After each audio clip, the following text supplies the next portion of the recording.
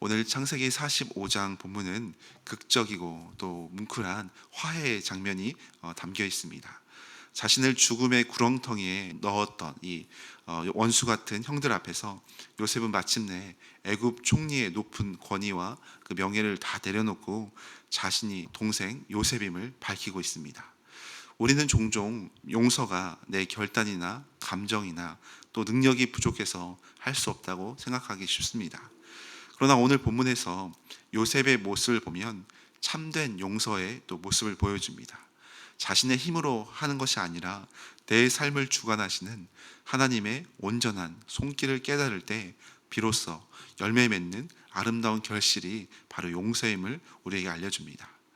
1절을 보면 요셉은 벅차오르는 정을 억제하지 못하고 소리칩니다. 1절에 보니까 요셉이 시종하는 자들 앞에서 그 정을 억제하지 못하여 소리질러 모든 사람을 자기에게서 물러가라 하고 그 형제들에게 자기를 알리니 그때 그와 함께한 다른 사람이 없었더라, 이렇게 말합니다. 요셉의 이 울음소리가 얼마나 컸던지 밖으로 나간 애굽 사람들과 이 바로의 궁중에까지 들렸다라고 2절에는 기록하고 있습니다. 이 고대 애굽 문헌에 보면 당대 애굽의 이 바로 왕이나 총리 같은 최고의 권력자들에게는 마하트라는 신적 질서와 제국의 균형을 유지하는 의무와 율법이 있었습니다. 따라서 통치자가 이 사람들 앞에서 사적인 감정을 드러내면서 통곡하는 이 행위는 이 나라의 엄위한 질서를 깨트리는 그런 문화였기 때문에 금기되는 상황이었습니다.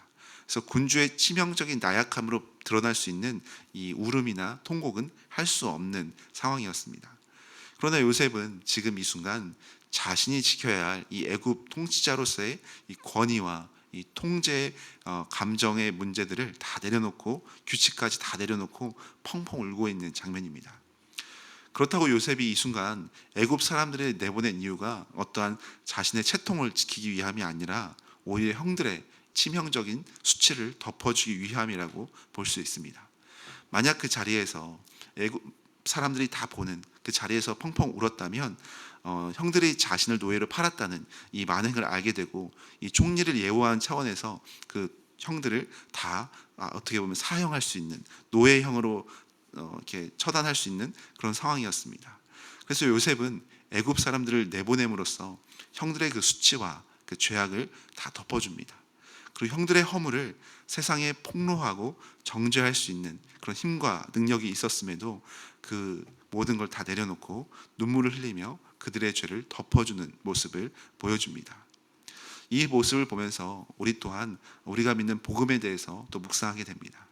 우리 예수님께서도 우리의 모든 끔찍한 죄악들을 세상에 다 폭로하고 심판하실 수 있는 권세와 능력이 있으셨지만 오히려 아무도 눈여겨보지 않는 그 십자가 언덕에 홀로 올라가셔서 피와 눈물과 모든 아픔을 당하시며 우리의 모든 수치를 다 덮어주셨습니다.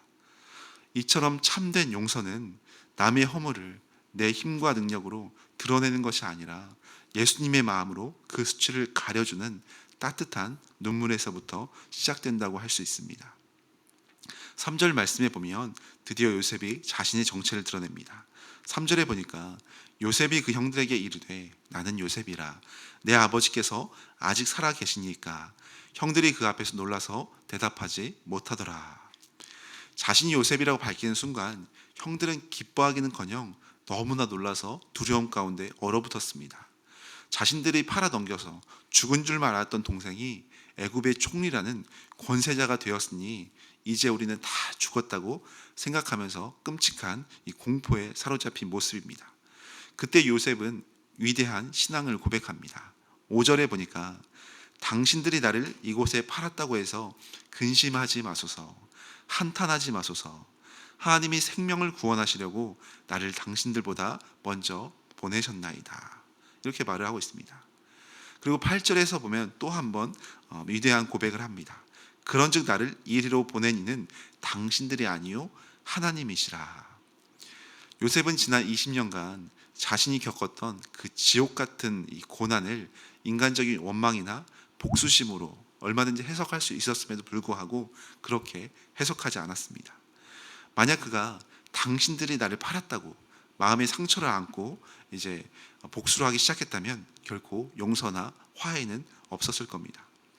그러나 요셉은 이 모든 억울한 시간 이면에 이 기근으로부터 만민을 구원하기 위해 자신을 애굽으로 파송하신 하나님 그 존재 자체에게 집중하고 있는 모습입니다. 우리도 우리의 삶에 고난이 찾아오면 어떤 사람의 악몽으로 인한 것으로 또 어떤 문제로 인한 것으로 그 사람만 아니었으면 하는 그런 원망과 불평이 올라올 때가 참 많습니다. 그렇지만 합력하여 선을 이루시는 그 하나님의 손길을 우리가 묵상하고 하나님께 집중하고 하나님의 은혜를 깨닫는 순간 우리를 괴롭히던 이 상처는 더 이상 우리를 무너뜨리는 그런 낙심시키는 칼날이 아니라 다시 한번 우리가 누군가를 살려내는 또 누군가에게 생명을 전하는 거룩한 사명으로 변화될 수 있음을 본문에서 묵상하게 됩니다. 요셉은 자신이 이제 가족들을 섬길 것이라는 구체적인 계획과 그 약속을 전한 뒤에 화해의 행동으로 회복의 마침표를 14절에 찍습니다. 14절과 15절에 보면 동생 베냐민을 또 형들을 안고서 울고 또 입맞추는 장면이 자세하게 등장합니다.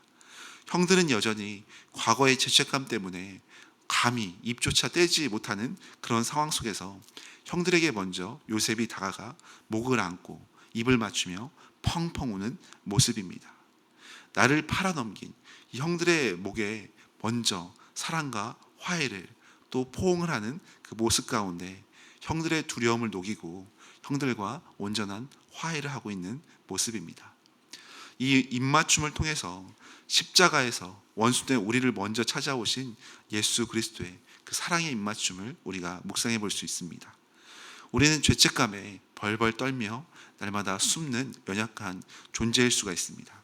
그러나 우리 주님은 정죄와 이 심판의 칼을 드는 대신에 불쌍히 여기시는, 용서해 주시는, 사랑으로 우리를 안으시고 입맞추시는 은혜의 날마다 손길로 인도해 가십니다. 우리가 하나님과 화목하게 된 것은 우리가 먼저 용서를 빌고 손을 내밀었기 때문이 아니라 우리를 향하신 이 주님의 풍성하신 은혜와 다 헤아릴 수 없는 그 사랑의 손길이 있었기에, 먼저 찾아오시는 그 풍성하신 은혜가 있었기에 우리의 심령을 온전히 주님께로 향하게 할 수 있었습니다. 사랑하는 여러분, 우리의 삶 속에서도 아직 용서하지 못한 사람, 또 이해할 수 없는 억울한 상처들이 남아서 우리를 여전히 괴롭히는 그런 마음이 있을 수 있습니다. 그 사람만 생각하면, 그 상황만 생각하면 마음이 힘겨워지고 또 왜 이렇게 나에게 이런 고통이 찾아왔을까 원망스러운 시간을 보낼 때도 우리에게 있습니다. 그렇지만 우리의 시선을 어떠한 고난의 문제, 어떠한 고난의 사람을 집중하기보다 우리를 사랑으로 둘러 덮으시는 하나님의 손길에, 우리를 여전히 사랑하시고 안아주시는 하나님께 집중할 때 우리는 다시 한번 은혜 가운데, 회복 가운데 나아갈 수가 있습니다. 우리를 지금까지 신실하게 인도하시고 보호하신 분은 바로 하나님, 그분이셨기 때문입니다. 우리의 삶에 이해할 수 없는 모든 아픔조차도 생명을 구원하기 위한 하나님의 섬세한 손길이었음을 우리가 믿음으로 받아들이고 집중할 때 우리의 심령을 괴롭히던 이 미움과 상처는 주님의 은혜 안에서 점차 회복되어 갈 줄로 믿습니다. 언제나 우리에게 먼저 찾아오셔서 사랑으로 안아주시는 그 주님의 측량할 수 없는 십자가 사랑을 오늘도 마음에 품으면서 담대하게 믿음 가운데 나아가는 복된 성도님들 되시기를 간절히 소망합니다. 함께 기도하시겠습니다. 같이 기도하실 때 우리의 삶의 모든 아픔과 억울함조차도 하나님의 선하신 그 섭리 안에서 생명을 살리는 사명으로 우리를 인도해 달라고, 우리의 모든 상처와 아픔을 또 치유해 주시도록 기도하시고, 또 우리를 둘러 덮으시는 그 십자가의 사랑, 하나님의 풍성하신 사랑을 오늘도 집중하여 묵상함으로 어떤 상황 속에서도 담대하게 믿음으로 나아갈 수 있도록, 또 우리 교회와 이 나라 이민족과 열방과 선교사님들을 위하여, 또 개인의 기도 제목과 가정의 기도 제목, 또 연약한 지체와 환우들을 위해서 이 시간 간절히 기도하시고 돌아가도록 하겠습니다.